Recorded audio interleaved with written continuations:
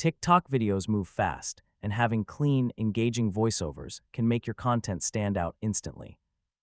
That's why a lot of creators are now using ElevenLabs to generate realistic AI narration for TikTok videos. So in this guide, I'll show you how to use ElevenLabs for TikTok videos in 2026. First, open the ElevenLabs website and sign in to your account. If you're just getting started, you can create a free account in a few minutes.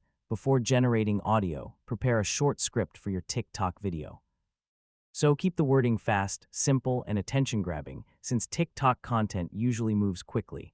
Now go to the text-to-speech section inside ElevenLabs. This is where you'll create the AI voiceover. Next, select a voice that matches your TikTok style. ElevenLabs offers energetic, calm, dramatic, professional, and conversational voices. After choosing a voice, paste your TikTok script into the text box.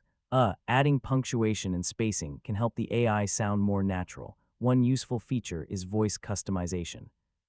So you can adjust stability, pacing, and style settings to match the energy of your TikTok content.